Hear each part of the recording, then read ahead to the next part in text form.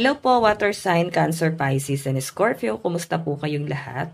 Okay, so water sign, maraming salamat po sa walang sawang pagsubaybay sa ating mga reading.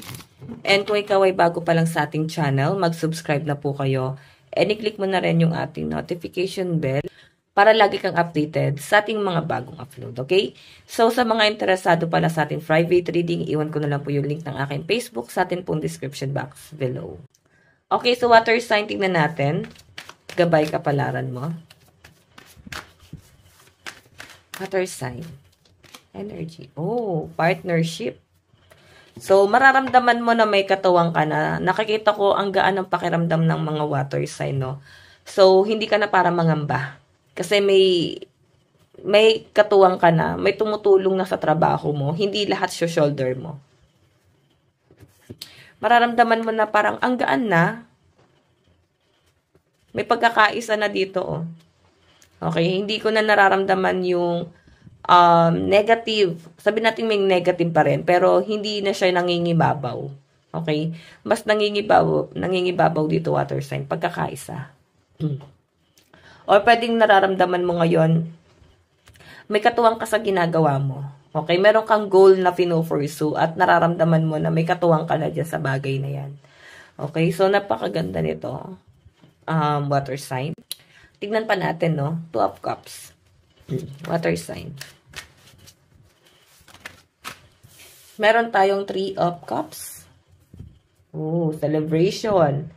I think merong magaganap na celebration. Or iba sa inyo guys, parang nakaka-feel ka na ngayon na parang ang gaan na ng pamumuhay. Wala ka ng bigat na nararamdaman. So, hindi to guys blessing talaga na ibinigay sa'yo dahil nga, sabi natin na meron kang tamang ginawa or so whatever. Feeling ko, naramdaman siguro ni universe na hindi mo kaya. Okay, na pag pinagpatuloy yung challenge na binigay sa inyo, pwedeng bumigay ka.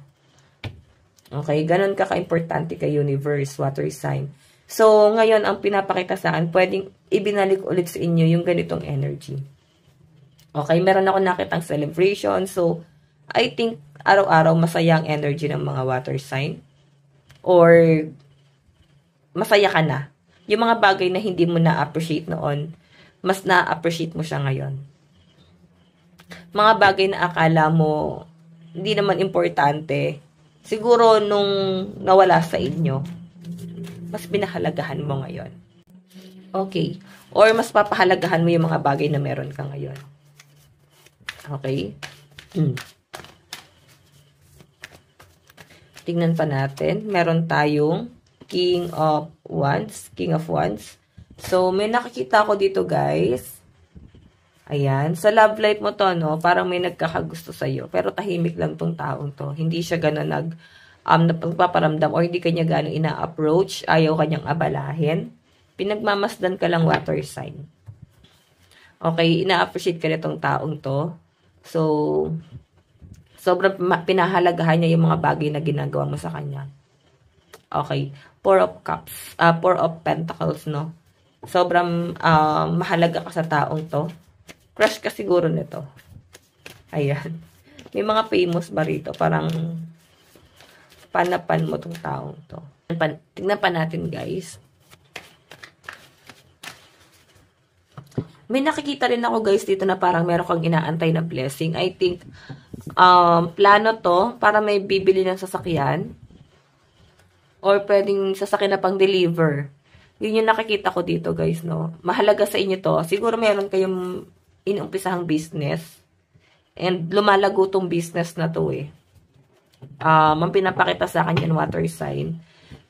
Ang ganda, no? Ang ganda nung connection, partnership. So, siguro ito, kaya ito yung unang lumabas sa card.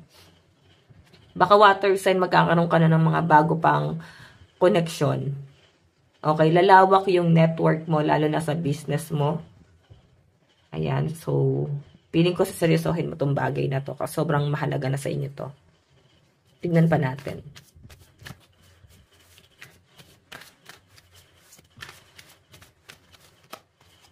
Death, wow. Ito guys, hindi to pangit ha.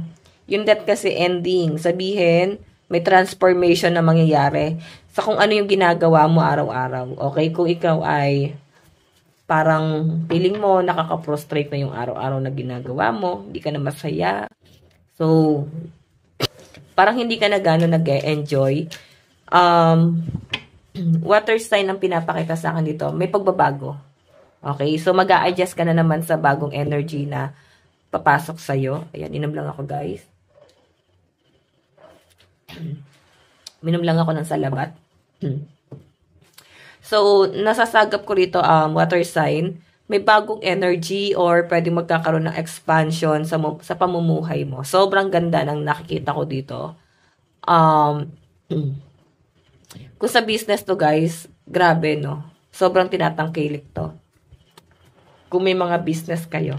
And mararamdaman mo rin guys sa support system. Supportahan ka ng person mo, family mo, mga kaibigan mo. Ayan, nakikita ko yung sobrang supporta nila sa inyo. Okay. Tignan pa natin guys.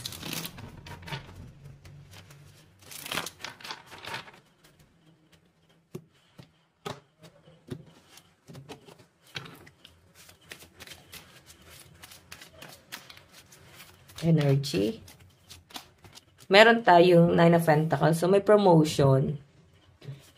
9 of Pentacles. May promotion. 9 of Pentacles. Ayan. Nakikita ko rito guys, siguro meron kayong planong bumili ng bahay or magpa-renovate. Pwede magpagawa ng bahay. Alin doon sa tatlong yon. So, may nakikita kasi ako dito guys, pwedeng meron ka mga taong makakausap, no? Pagdating dito sa connection na to. Ayan. May mga tao kang makakahalubilo or pwedeng transaction to guys, lalo na sa mga plano mo. So, pwedeng patungkol to sa property. May mga ahente ba rito? Parang ganyan. Tignan pa natin. 7 of Swords. So guys, may nakikita akong celebration dito pero mag-ingat ka lang sa celebration na to.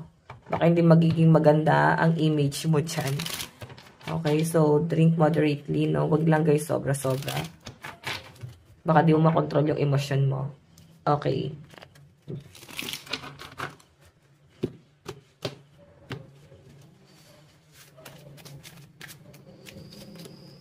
Meron tayong 7 of Pentacles.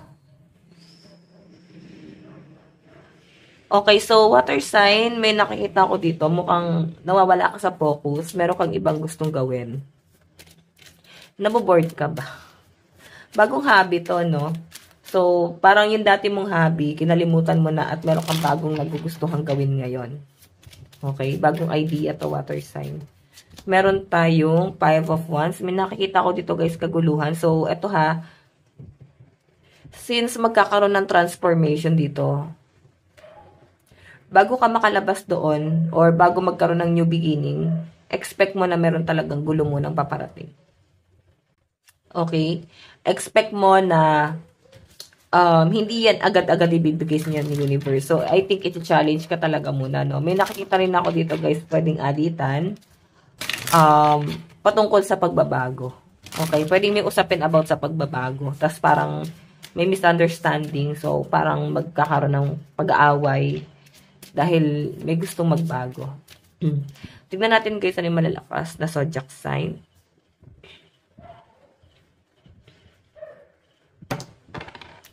Okay, Libra. Libra, Virgo, Capricorn, Pisces, Aquarius, Taurus, and Gemini. Advice. Meron tayong feed. Feed your curiosity. Try something new. So, yun ang nga sabi ko sa inyo, diba? May libangan ka na parang di mo na tinapos kasi na-tempt ka naman sa iba. So, parang feeling mo mas nakaka-enjoy yun na gawin. Yun. So, okay lang yun, guys, no? Lucky number mo, 16 and 3. Ito lang po ang inyong reading. Maraming salamat po. Bye-bye.